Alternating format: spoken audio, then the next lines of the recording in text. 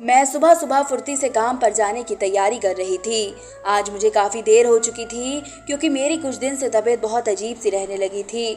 मुझे अपने आप बहुत कमज़ोरी और थका थका सा लग रहा था और मुझे लग रहा था कि ऐसा यकीनन लगातार बेआरामी और काम के ज़्यादा होने की वजह से हो रहा है। मेरे साथ के बाकी लोग अपने कामों पर जा चुके थे।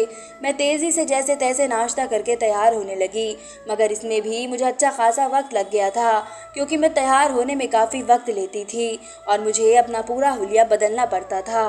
मर्दाना लिबास पहनकर खुद को ज़ाहिर तौर पर अच्छा खासा बदल कर जब मैंने खुद को शीशे में देखा तो हमेशा की तरह मायूस हो गई, क्योंकि इतना कुछ करने के बाद भी मेरे चेहरे की खूबसूरती ऐसी ही थी जो सबका ध्यान मेरे ऊपर ले आती थी। मैं सर झटक कर भागी भागी घर से बाहर निकली। काम पर जाते हुए भी मैंने खुद पर बहुत से मर्द की नज़रें अपने ऊपर महसूस की थी। मुझे इस बात पर बहुत अफसोस होता था कि इस दुनिया में खूबसूरत मर्द भी महफूज नहीं है, मगर फिर भी मेरे लिए एक लड़की के तौर पर सबके बीच बेपर्दा रहने से बेहतर यही था कि मैं लड़का बनकर बाहर निकलूं। मैं मेट्रो स्टेशन पहुंचकर अपना काम करने लगी। काम के लिए मुझे अपनी गिरी गिरी तबीयत महसूस करके भी नज़रअंदाज करना पड़ रहा था, लेकिन मुझे फिक्र थी कि मेरी हालत ज़्यादा न बिगड़ जाए। और मेरा डर इसी रोज़ सच साबित हुआ था जब मुझे काम करते करते चक्कर आए और जी मचलाने लगा। मैं भागकर बाथरूम में पहुंची तो मुझे उल्टी आने लगी और जो थोड़ा बहुत मैंने खाया पिया था वह सब निकल गया। मैं ध्यान से एक तरफ बैठकर सोच रही थी कि इस हाल में काम पर वापस कैसे जाऊंगी। इस रोज़ मैंने किस तरह अपनी ड्यूटी पूरी की और फिर एक रोज़ की छुट्टी की दरख्वास्त की। मुझे छुट्टी बहुत मिन्नतों से मिलती थी। छुट्टी लेकर मैं क्वार्टर की बजाय सीधा अपने घर पहुंची थी। किस्मत से जब मैं पहुंची तो मेरे बाबा भी घर पर ही थे और वे मेरी हालत देखकर नाराज़ होने लगे कि मैं ऐसे हुलिया बदल कर काम कर रही हूँ। मगर मेरा सच ज़्यादा समय तक छुपा नहीं रहेगा और मैं किसी भी रोज़ रंगे हाथों पकड़ी जाऊंगी। बाबा मुझे ऐसे वक्त के आने से पहले नौकरी छोड़ने पर मजबूर कर रहे थे, मगर मेरे पास ये आखिरी हल था, इसलिए मैं बाबा को चुपचाप सुनती रही, मगर असर नहीं लिया। बाबा मुझे देखकर गुस्से से निकल गए। मैंने पेट भर खाना खाया और दवा लेकर सो गई। मेरे ख्याल में मेरी हालत थकान और कमज़ोरी की वजह से थी, इसलिए अच्छी खुराक और अच्छी नींद लेने के बाद मैं बेहतर हो जाऊंगी। मेरा ख्याल काफ़ी हद तक ठीक भी था, मगर मैं ये नहीं जानती थी कि मुझे अचानक से इतनी थकान और कमज़ोरी क्यों होने लगी है। न मेरा काम इतना ज़्यादा था, ना ही मेरा काम थकने वाला था और ना ही खाने पीने की चोट थी, और कुछ वक्त पहले तक मैं बिल्कुल ठीक ठाक और सेहतमंद थी। अगले रोज़ मेरी हालत सही थी। मैं सारा दिन कुछ ना कुछ खाती रहती ताकि कमज़ोरी दूर हो जाए। मुझे अगले दिन वापस काम पर जाना था।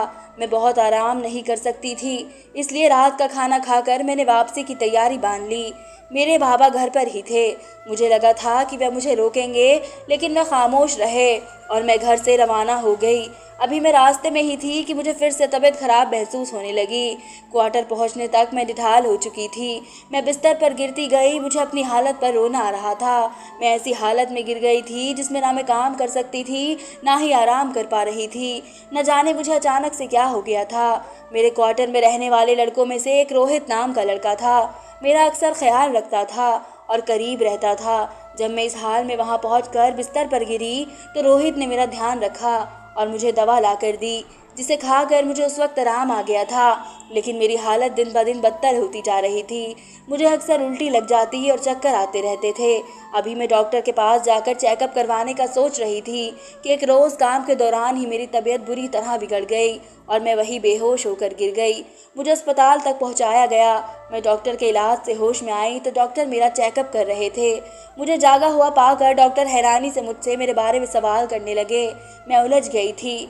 मैंने डॉक्टर को अपना इंट्रोडक्शन दिया था, तब डॉक्टर ने मुझे सब सुनकर अजीब सी बात कही। वह बोले कि तुम्हारी जो हालत है उसे देखकर मुझे लगा तुम शादीशुदा लड़की हो, मगर तुम तो कुंवारी लड़की हो। फिर ये सब। मैं डॉक्टर की बात नहीं समझ पा रही थी। तभी मैंने बेचैनी से डॉक्टर की बात के दरमियान उन्हें रोक कर सवाल किया कि मेरी इस हालत की वजह क्या है। खाने की मैं अच्छी खुराक लेती हूँ, फिर भी मुझे कुछ दिन से बहुत कमज़ोरी से उल्टियाँ और चक्कर क्यों आ रहे थे। डॉक्टर ने मेरे सवाल पर जो बात मुझे बताई वह सुनकर मेरे होश उड़ गए और मैं हक्का बक्का सी डॉक्टर को देखती रह गई थी। मेरा नाम सुमन है। मैं गरीब घराने से ताल्लुक़ रखती हूँ। मेरा घराना कोई गरीबी में जुड़ा हुआ नहीं था और हम बेहतर हालात में रहते थे, मगर कुछ वक्त पहले मेरे बाबा को नशे की लत पड़ गई। उसकी वजह से वे अपना सारा पैसा नशे में उड़ाने लगे और हमारे घर के हालात बुरे होने लगे।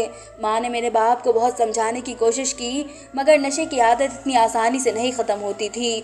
मैं अपने छोटे बहन भाइयों को देखती थी और ख़ुद को बेबस महसूस करती थी। मैं बाहर जाकर अपने घर वालों के लिए कमाना चाहती थी, मगर मैं बहुत खूबसूरत लड़की थी और मेरा यही हुस्न मेरे कमाने की ज़रूरत में आ जा रहा था। मेरा घर से निकलना मुश्किल होता था। जब से बाबा ने नशा करना शुरू किया था, तब से बाहर के मर्दों की नज़र मेरे लिए बेबाकी साफ नज़र आने लगी थी। मैं बाहर के मर्दों के अपने जिस्म के आर पार हो जाने वाली नज़रों से परेशान होकर घर में बंद होकर रह गई थी, मगर मैं जानती थी कि ये कोई हल नहीं था। अगर मैं हिम्मत ना करती तो मेरे बहन भाई घर में पड़े पड़े ही भूख से मर जाते। जब से बाबा ने नशा करना शुरू किया था, मेरी माँ गुमसुम सी हो गई, एक कोने में पड़ी रहती थी और उनकी तबीयत में बहुत ज़्यादा चिड़चिड़ापन आ चुका था।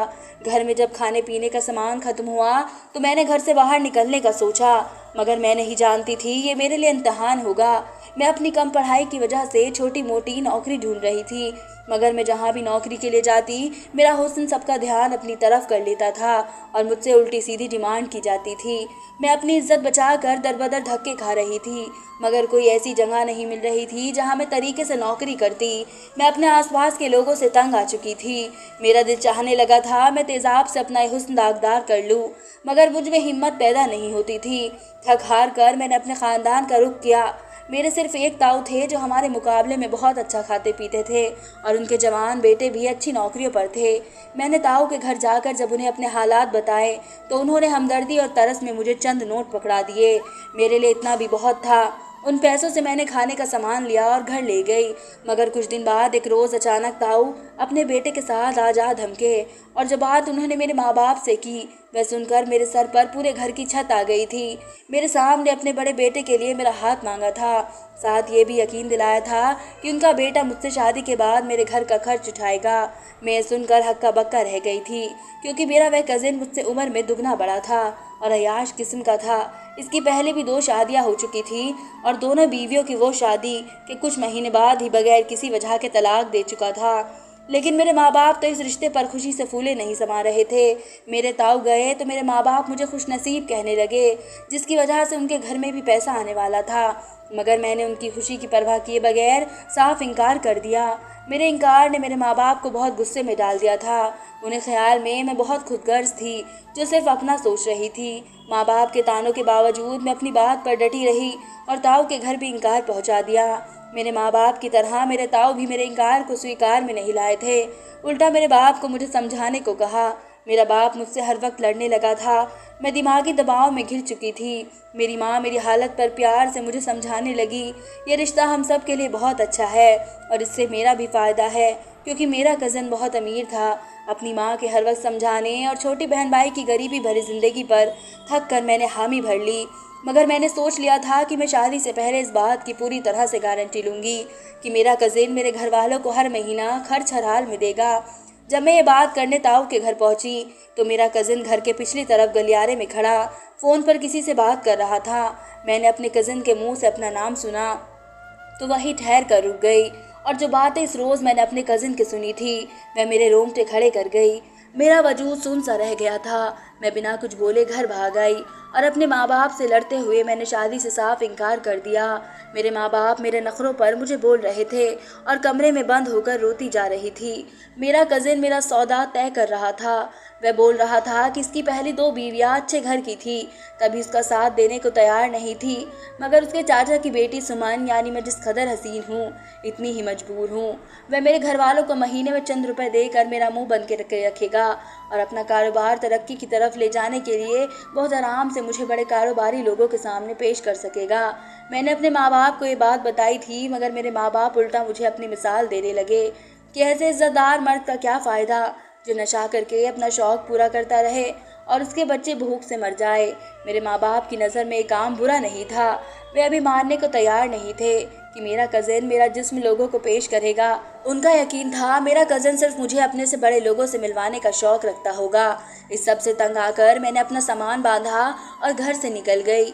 मैंने अपना हुलिया बदल कर खुद को लड़के में ढाल लिया। मेरी किस्मत ने इस बार मेरा साथ दिया और मुझे दिल्ली मेट्रो स्टेशन पर नौकरी मिल गई।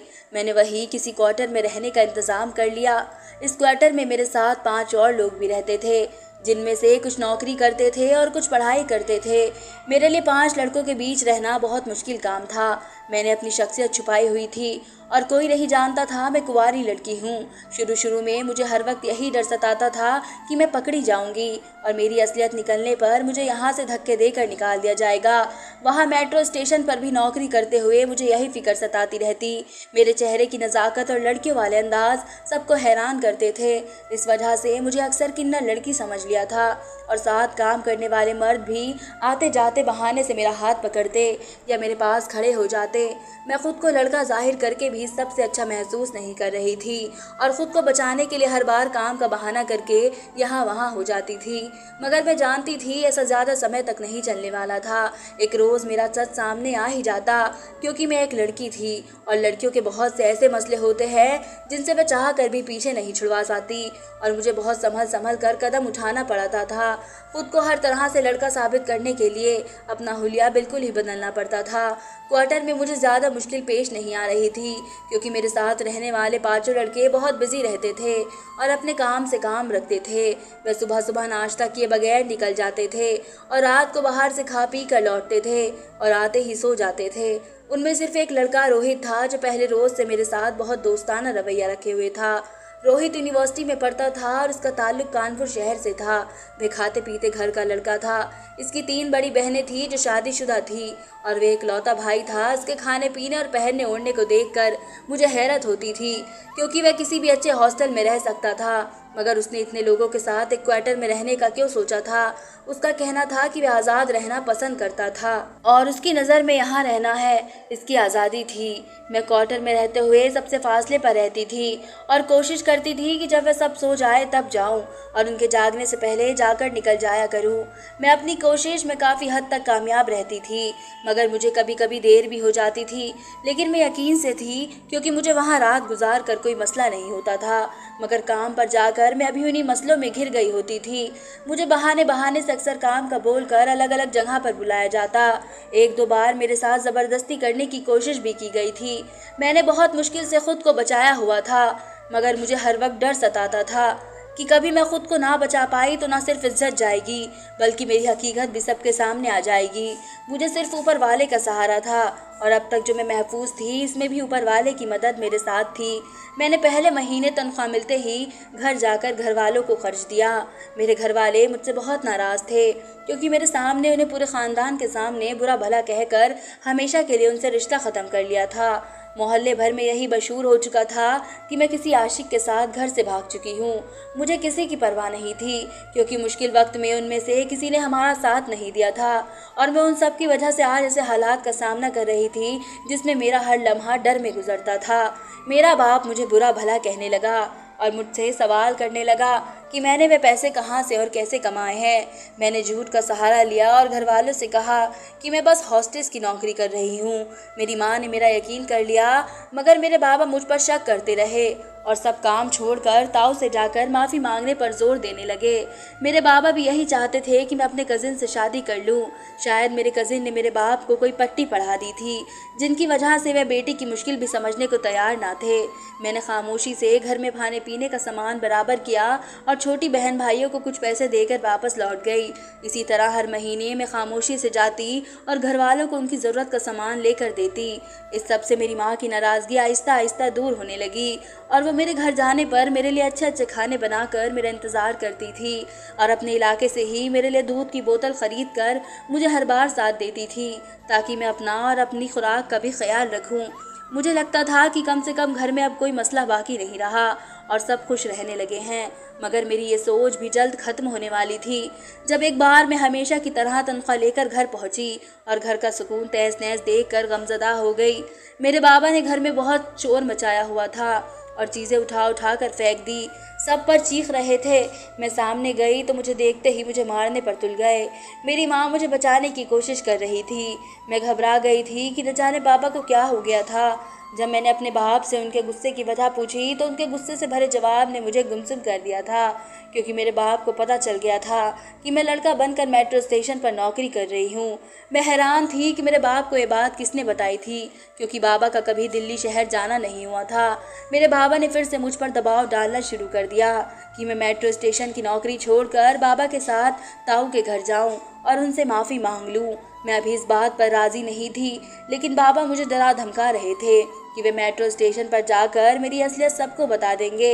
मैं जो हर बार एक रात घर पर रुकी थी, इस बार पहली रोज़ ही मुझे वापस आना पड़ा, क्योंकि मेरे बाबा का बहुत ही चीखना चिल्लाना मुझे परेशान कर रहा था।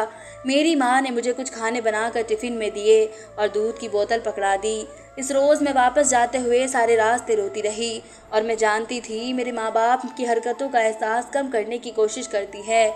मैं इतनी बेरहम दिल हो गई थी कि अब सोच लिया था कि दोबारा घर कभी नहीं जाऊंगी, मगर किस्मत को कुछ और मंजूर था और इसी बार घर लौटने पर 2-3 हफ्तों बाद मेरी तबीयत खराब रहने लगी।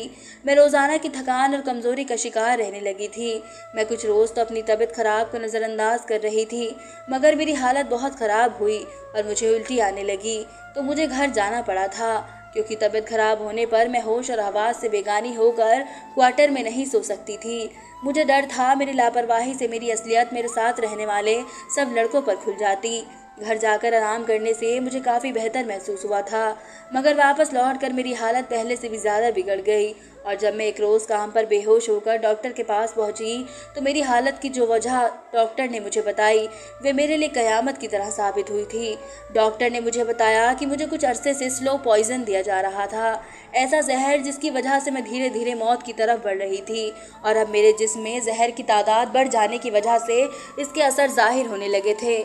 डॉक्टर को लगा कि मैं शादीशुदा हूँ और यकीनन मेरे ससुराल में से कोई मेरे साथ दुश्मनी निभा रहा है, मगर मैं कुंवारी लड़की थी और डॉक्टर के साथ साथ मुझे भी हैरत हो रही थी कि मुझे जहर कौन दे रहा था और क्यों दिया जा रहा था, जबकि मेरी किसी के साथ कोई दुश्मनी ना थी। डॉक्टर ने मुझे सावधान करने को कहा, ये भी समझा दिया कि अभी वह जहर इतना नहीं फैला कि मैं संभल ना सकूं। अभी भी मेरे पास वक्त था और अगर मैं सावधानी बरतूं तो बच सकती हूँ, मगर मैं तो ये भी नहीं जानती थी कि मुझे जहर कैसे दिया जा रहा था। मैं बहुत ज़्यादा परेशान हो गई। मैंने कुछ दिन के लिए काम से छुट्टियाँ ले ली और घर जाने की बजाय वही क्वार्टर में पड़ी रही। रोहित नाम के लड़के ने जब मुझसे मेरी तबीयत का पूछा तो मैं इतनी घबरा गई कि उसे अपनी बीमारी की वजह बताकर उसी से मदद मांगी। वह भी फिक्रमंद हो गया था। फिर उसने मुझे मशवरा दिया कि मैं रोज़ जो खाना पीना करती हूँ इन चीज़ों का लेबोरेटरी से टेस्ट करवाऊँ, ताकि मुझे खबर हो सके कि मुझे किसी चीज़ में जहर दिया जा रहा है। इसके मशवरे पर अमल करते हुए जब मैंने हर चीज़ का टेस्ट करवाया तो रिपोर्ट देखकर मैं हैरान रह गई थी, क्योंकि वह जहर इस दूध में शामिल था जो हर बार मैं घर से लाती थी। मैं सदमे से टूट गई थी। मुझे यकीन नहीं आ रहा था मेरी माँ मुझे जहर दे रही थी। मैंने इसी रोज़ घर जाकर रोते हुए अपनी माँ से झगड़ा किया। मैं अपनी जवानी और ख्वाहिशात तबाह कर उन सब के लिए कमा रही थी और कई मर्तबा मेरी इज्जत जाते जाते बची थी। ऐसे में मेरी माँ की हरकत मुझे सदमे से पागल कर गई थी। मेरी बात सुनकर मेरी माँ हैरत से मुझे देख कर रह गई। मेरी माँ ने मुझे यकीन दिलाया कि उन्होंने कभी दूध में कुछ नहीं मिलाया था। मुझे यकीन नहीं आया तो मेरी माँ ने अपने सर की कसम खाकर रोते हुए अपनी सच्चाई बयान की। मैं भी थक गई थी। अब मुझे ख्याल आ रहा था कि मेरी सीधी सादी घर में रहने वाली माँ ये जहर कहाँ से हासिल कर सकती थी, मगर आखिर कौन था जो मुझे ये जहर दे रहा था। मैं और मेरी परेशान माँ बैठे हुए सोच रहे थे। ख्याल आने पर अपने छोटे बहन भाइयों से सवाल किए तो मेरे सबसे छोटे भाई ने जो बात मुझे बताई वे मेरा वजूद बेजान कर गई थी। मेरे छोटे भाई ने कहा कि हर बार जब मेरी माँ मेरे लिए दूध मंगवाती थी मेरे बाबा इसमें कुछ मिला देते थे। मेरे भाई ने 2-3 बार मेरे बाबा को देखा, मगर वह बच्चा था इसलिए समझ नहीं पाया। मेरा बाप घर आया तो मैंने उससे जहर देने की वजह पूछी। मेरा बाप मुकरने की कोशिश कर रहा था, मगर जब मैंने पुलिस की धमकी दी तो वह सच उगल गया। मेरे ताऊ के बेटे ने मेरे इनकार के बाद से ही मेरे बाप को भड़काने में कोई कसर नहीं छोड़ी थी। मुझ जैसी मजबूर और हसीन लड़की वो गंवाना नहीं चाहता था। उसी ने मेरी नौकरी के बारे में मेरे बाप को बताया था और जब मैं तब भी हाथ ना आई तो उसने मेरे बारे में उल्टी सीधी हरकत करके मेरे बाप को शर्म दिलाई और उसे वे जहर दिया था कि मुझ जैसी बेटी पर बंद लग सके। मैं सब सुनकर दुखी हो गई थी। थी। मैंने क्वार्टर में जाकर सामान समेटा। मैं अब बहुत मुश्किल हालात का सामना नहीं करना चाहती थी। रोहित ने मुझे जाता हुआ देखा तो मुझसे सवाल किया। मैं उसकी इतनी अच्छी दोस्त थी कि उसे अपनी सारी सच्चाई बता दी। वह सब सुनकर मुझ पर दीवाना हुआ और मुझसे शादी की दरख्वास्त की। अब मैं रोहित की बीवी हूँ और हम दोनों कमा कर मेरे घर वालों की मदद करते हैं। धन्यवाद दोस्तों।